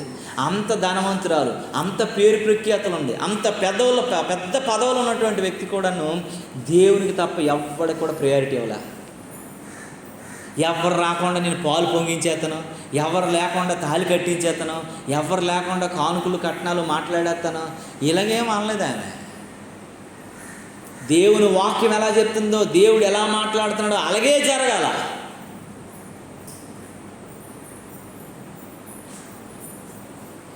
ఆ పాస్టర్ గారు, అమ్మ తాళి ఉందానా, ఏం మాట్లాడుతున్నారు పాస్టర్ గారు, ఇది దేవుని వివాహం, తాళి ఏంటి అని అనింది ఆవిడ.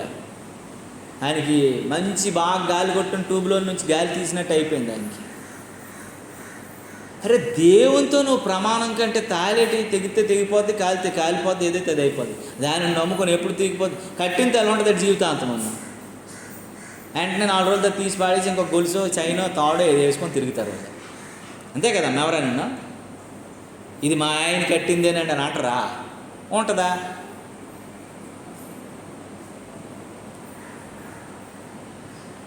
అవన్నీ సాంప్రదాయాలండి, అది భక్తి కాదు.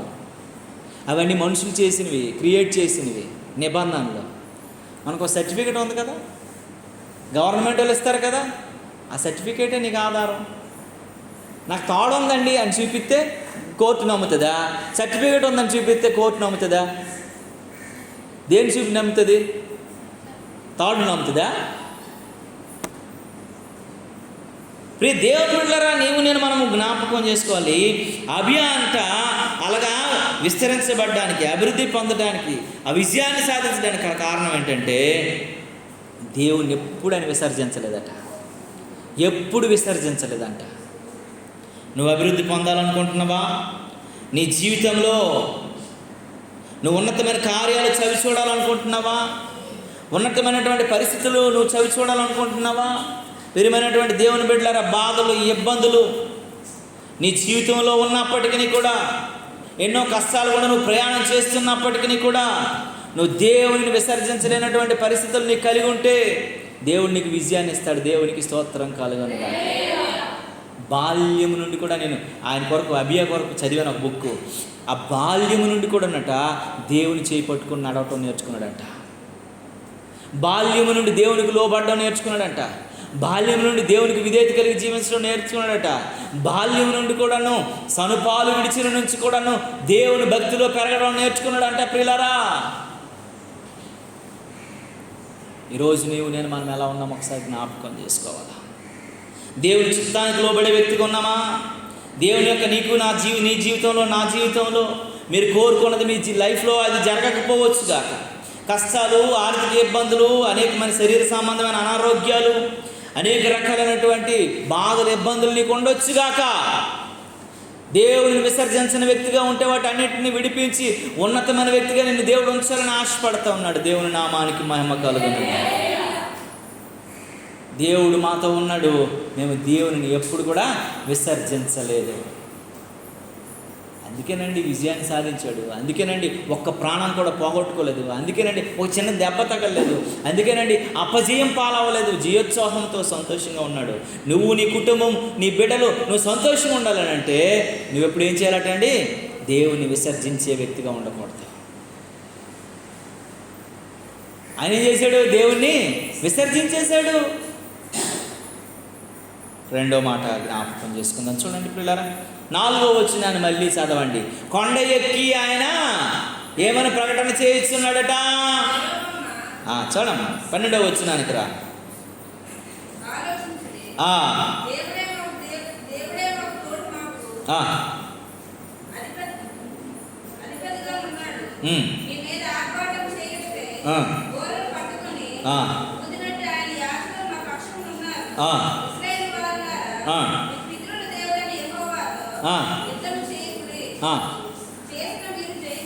దేవునికి స్తోత్రము కలుగును గాక.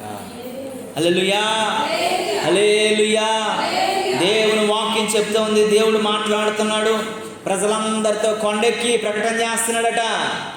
ఏమండి, మేము దేవుణ్ణి విసర్జించే వాళ్ళం కాదు, దేవుణ్ణి వదిలేసే వాళ్ళం కాదు, దేవుడిని మేము పట్టించుకోలేనటువంటి వారం కాదు. దేవుడు అంటున్నాడు, ఆలోచించండి, దేవుడు మాకు ఏమై ఉన్నాడు? తోడై ఉన్నాడు, మాకు అధిపతిగా ఉన్నాడు, మేము మీద ఆర్భాటం చేటుకును. చూడండి పిల్లరా, మా పక్షాన ప్రార్థన చేయడానికి మా యాజకులు ఉన్నారు అని దేవుని వాక్యం చెప్తుంది. వారి పక్షాన్ని ఎవరున్నారటండి? దేవుడు ఉన్నాడంట. వారి పక్షాన్ని ఎవరున్నారటండి? యాజకులు ఉన్నారట. అదేం చేశారు? యాజకులను బయటికి తోసేశారు. ఆ యాజకులు ఎక్కడికి వచ్చారు? యోధా దేశానికి వచ్చారని అక్కడే రాసి ఉంది కదా. వారు యోధా దేశానికి వచ్చారట. ఇక్కడ ఉండి వీరు ఆర్భాటం చేయడానికి, వీరు స్తుతించడానికి, వీళ్ళు ఆనందించడానికి, వీళ్ళు కనపరచబట్టడానికి దేవుడు ఏం చేశాడటండి? ఆ సేవకుల ద్వారా దేవునికి స్తుతి నైవేద్యం చెల్లిస్తున్నప్పుడు, వీళ్ళు ప్రార్థిస్తున్నప్పుడు, వీరు ఏడుకుంటున్నప్పుడు వారి పక్షాన్ని ఏం జరుగుతుంది? విజయం విజయం విజయం విజయం జరుగుతుంది. ఈ దేవుని బిడ్డ, ఈ లోకంలో నీ పక్షమున ఎవరన్నా లేకపోయినా నీ దేవుడిని ముందుగా యాజకులు పరిశుద్ధులైనటువంటి వారు నీ పక్షమున పోరాడేవారుగా ఉన్నట్లయితే నువ్వు విజయాన్ని చూస్తావని దేవుని వాక్యం చెప్తా ఉంది. ఎవరు లేకపోయినా నీ ముందు దేవుడు ఉండాలి. అక్కడ దేవుని వాక్యం ఏముంటుందమ్మా? 12వ వచనంలో ఏమని చెప్తుంది? ఒకసారి ఆలోచించండి, దేవుడే మాకు తోడై మాకు అధిపతిగా ఉన్నాడు. చూడండి, దేవుడే మాకు తోడై మాకు అధిపతి ఉన్నాడు. దేవుడు నీకు తోడుంటే, ఒక మాట ఉంటుంది కదా, సూర్యుడు నా వశమైతే సుక్కలన్నీ నా కుక్కలే అని అన్నాడు. సూర్యుడు నీ పక్షాన్ని ఉంటే ఎంత పెద్దోడు, ఇంత చిన్న చిన్న సుక్కలు నీకేం చేస్తాయి? కనుక దేవుని వాక్యం చెప్తుంది, దేవుడు మాట్లాడుతున్నటువంటి సంగతులను నువ్వు విజయం పొందుకోవాలనుకుంటాట దేవుడు నీ పక్షాన్ని ఆర్భాటం చేస్తుండగా అంటాడు, మా దేవుడితో చూసినట్టు మాట్లాంటాడు. చూడండి, ఇక్కడ అంటాడు, కిందకి ఏమన్నా ఉందంటే ఆ మాటలంటాడు, ఆయన యాజకులు మా పక్షమున ఉన్నారు. ఆయన యాజకులు మా పక్షమున ప్రార్థన చేసేవారు, ప్రార్థనా పరులు, ప్రార్థనా వీరులు మా పక్షాన ఉన్నారు, ప్రార్థన చేస్తూ ఉన్నారు అని అంటాడు. మీ పితరులతో దేవుడని యెహోవా యుద్ధము చేయకుడి.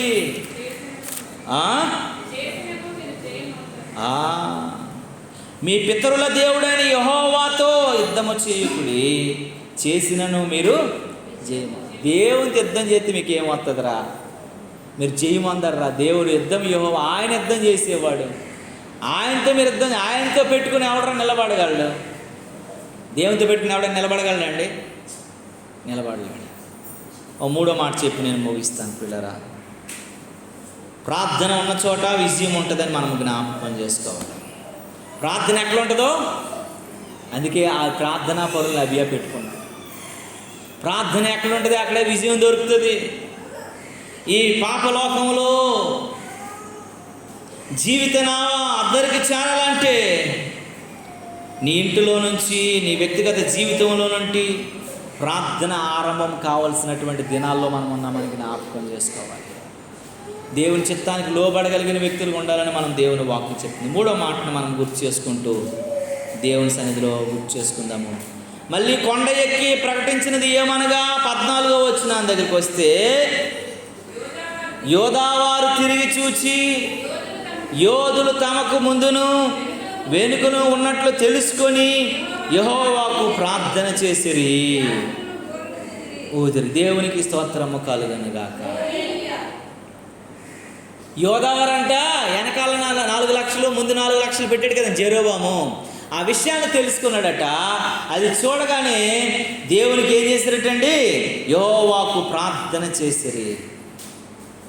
విజయం మామూలుగా రాదు, విజయం ఒత్తునే రాదు. ప్రార్థన ప్రతిదాన్ని గెలవగలదు, ప్రార్థన ప్రతిదీ సాధించగలదు, ప్రార్థన ప్రతిదీ చేయగలదు, ప్రార్థన ద్వారా ప్రతిదీ నువ్వు అనుభవించగలవు, పొందగలవని దేవుని వాక్యం చెప్తుంది. యుద్ధ యోధులు తమ ముందు వెనక ఉన్నప్పటికీ కూడా వారు ఏం చేశారట అండి? దేవునికి ప్రార్థన చేశారంట. ఆ ప్రార్థన ద్వారా విజయం. ప్రార్థన వల్లనే పయనము, ప్రార్థనే ప్రాకారము, ప్రార్థనే ప్రాధాన్యము, ప్రార్థన లేనిది పరాజయం, ప్రార్థన వలనే పయనము, ప్రార్థనే ప్రాకారము, ప్రార్థనే ప్రాధాన్యము, ప్రార్థన లేనిది పరాజయం. ప్రభువా ప్రార్థన నేర్పయ్యా, ప్రార్థించకుండా నేనుండలేనయ్యా. ప్రభువా ప్రార్థన నేర్పయ్యా, ప్రార్థించకుండా నేనుండలేనయ్యా. నీ పాదాలు తడపకుండా నా పయనం సాగదయ్యా, నీ పాదాలు తడపకుండా నా పయనం సాగదయ్యా. అబియా గెలుపుకి కారణం ఏంటండి?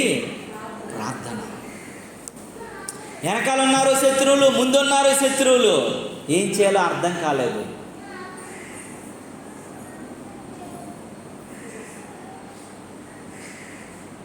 నా ముందు సిలువ, నా వెనుకలో కాశల్, నాదే దారి, నా మనసులో ప్రభు, నా చుట్టూ విరోధులు, నా వారెవరు? నా యేసుని మించిన మిత్రులు నాకెళ్ళలోగా నిపించరని, నా యేసుని వెంబడింతునని నేడే నిశ్చయించి తిని, నే వెనుదిరుగన్ వెనుకాడని. మనం ఎప్పుడు వెనకాడవలసిన అవసరం లేదు. అబియా చెప్పాడంట, ప్రజలారా ముందు 4 లక్షలు ఉన్నారు, వెనకాల 4 లక్షలు ఉన్నారని మీరు భయపడొద్దు. మన పక్షాన్ని ఎవరున్నారు? దేవుడు ఉన్నాడు. మనందరం కలిపి దేవునికి ప్రార్థన చేద్దామని అందరూ ఒక్కసారి గుండెలు బాదుకొని దేవునికి ప్రార్థన చేశాడంట. దేవునికి ఎప్పుడైతే ప్రార్థన చేశారో, దేవుడికి ఎప్పుడైతే వేడుకున్నారో, దేవుడికి ఎప్పుడైతే వీరి ఆర్తనాదాలు వినబడ్డాయో, వీరి కంటి తడి ఆయన పాదాలకు తాకిందో, వెంటనే దేవుడే యుద్ధం చేయటం మొదలు పెట్టాడంట. దేవునికి స్తోత్రము కలుగునుగా. దేవుడు ఎప్పుడైతే యుద్ధం చేయటం మొదలు పెట్టాడో, అంతకంతకి ఇజ్రాయేల్ సైన్యం ఓడిపోతుందంట, యూదా సైన్యము గెలుపు పొందడం మొదలెట్టిందంట. దేవునికి స్తోత్రము కలుగునుగా. ప్రార్థన ప్రతిదానికి నీకు జరిగిస్తుంది. చూడండి, అబియా గెలుపొందడానికి, అబియా విజయాన్ని సాధించడానికి, అబియా జయోత్సాహంతో తిరిగి మళ్ళీ యూదా దేశానికి రావడానికి గల కారణం ఏంటంటే, మొట్టమొదట దేవుణ్ణి ఎప్పుడు కూడా ఆయన ఏం చేయలేదటండి? విసర్జించలేదు. మా పక్షాన్ని దేవుడు ఉన్నాడు అనేటువంటి నమ్మకంతో ముందుకెళ్ళాడు. రెండోదంట ఆయన ఏం చేశాడటండి? దేవుడు మాకు తోడయ్యుండనని దేవుని అధికారానికి అప్పగించుకున్నాడట. రెండోది, అందులోనే దేవుని యాజకులను ప్రార్థన చేయమని దేవుని యాజకులు ప్రార్థన పక్షాన వారికి విశ్వాసం కలిగి ఉన్నాడంట. మూడోది ఏంటంటే, యుద్ధము యెహోవా జరిగిస్తాడని ప్రార్థన చేయటం మొదలు పెట్టాడట. ఈరోజు నీవు నేను మనము మన పరిస్థితిలో ముగింపులో ఒక మాట మనం జ్ఞాపకం చేసుకోవాలి. యెరోబోము ఇజ్రాయేలు యందు రాజుగా ఉన్నాడు, అబియా యూదుల వారికి రాజుగా ఉన్నాడు. యెరోబోము 8 లక్షల మందితో వచ్చాడు, అబియా 4 లక్షల మందితో వచ్చాడు. కానీ యెరోబోము 5 లక్షల మందితో ఓడిపోయాడు, కోల్పోయాడు, ఓటమి పాలైపోయాడు. అవన్నింటికి యెరోబోమే కారకుడైపోయాడు. ఇజ్రాయేలు పాపం చేయటానికి కారకుడయ్యాడు. పనికిమాలతోని దుష్టులతోని కలిసిపోయాడు, సాంగత్యం చేశాడు. దేవుని మందిరపు యాజకత్వాన్ని జరిగించకుండా ఆపేశాడు, యాజకులను త్రోసేశాడు. అందుకే ఇంత నాశనాన్ని కొని తెచ్చుకున్నాడు. అబియా 40 లక్షల మందిని కాపాడుకున్నాడు, ఒక్కడు చచ్చిపోకుండా ఉన్నాడు. బలహీనుడైనటువంటి వాడు బలవృద్ధి పొందాడు. అధికారం కోల్పోతున్నాం అనుకునేవాడు అధికారాన్ని చేబుచ్చుకున్నాడు. దానికి కారణం ఏంటంటే, మొట్టమొదటి దేవుణ్ణి ఆయన విసర్జించలేదు. రెండోది, పరిశుద్ధుల సహవాసాన్ని ఆయన కోరుకున్నాడు. దుష్టుల సహవాసం, పనికిమాలోల సహవాసాన్ని యెరోబోము కోరుకుంటే, అబియా పరిశుద్ధుల సహవాసాన్ని కోరుకున్నాడు. దేవుని సహవాసాన్ని కోరుకున్నాడు, యాజకుల సహవాసాన్ని కోరుకున్నాడు. మూడవదిగా కొండ మీద నుంచి అబియా క్రింద నుండి ప్రజలతో ప్రార్థన చేయమని మొదలుపెట్టాడు. ప్రార్థన చేస్తుండగానే దేవుని బలము వారిని పొందటంతో ఆ యొక్క జెరోబాము సైన్యాన్ని అంతటిని కూడా ఓడించి మట్టుపట్టి విజయాన్ని సాధించడానికి దేవుడు కారణం. ఇలాంటి పరిస్థితులు ఉన్నా, ఎలాంటి స్థితిగతులు ఉన్నా, ఎలాంటి ప్రతికూల పరిస్థితుల్లో కూడాను అనుకూలంగా దేవుడు మార్చగలిగినాడు. నీవు నేను మనం ఎలా ఉన్నాం, మన పరిస్థితి ఏంటి, మన స్థితి ఏంటి? ఇద్దరు రాజులే, ఇద్దరికి 2 రాజ్యాలు ఉన్నాయి, ఇద్దరు ఉన్నతమైన స్థితిలో ఉండవలసిన వాళ్ళే, కానీ వారి స్థితిని బట్టే వారు కోల్పోయారు. ఈయన స్థితిని బట్టే ఈయన అన్ని జయం పొందుకోగలిగాడు. మరి నీ స్థితి ఎలా ఉంది? నువ్వు చాలా విషయాల్లో కోల్పోతున్నావు, చాలా విషయాల్లో పోగొట్టుకుంటున్నావు, చాలా విషయాల్లో వాటన్నిటిని కూడా అనుభవించలేని వ్యక్తిగా ఉన్నావు. దానికి కారణం ఏంటి? నువ్వెవరితో కలిసి ఉంటున్నావు? నువ్వు ఎలాంటి మనుషులతో కూడున్నావు? నువ్వు ఎలాంటి పరిస్థితులు గుండా పరిగెడుతూ ఉన్నావు? నువ్వు ఎలాంటి పరిస్థితులు గుండా నడుస్తూ ఉన్నావు? నీ జీవన విధానం ఏంటో ఒక్కసారి పరిశీలన చేసుకోవాల్సిన అవసరం ఉంది. దేవుని బిడ్డ, నీవు నేను మనం ఈ ఉదయకాల సమయంలో అబియా దీవించబడ్డానికి, అబియా గెలుపు పొందడానికి, అబియా ఓటమి కాకుండా ఉండటానికి, అబియా తన జీవితంలో సంతోషాన్ని అనుభవించడానికి, తన ప్రజలందరినీ సంతోషంగా ఉంచడానికి గల కారణం ఏంటో తెలుసా?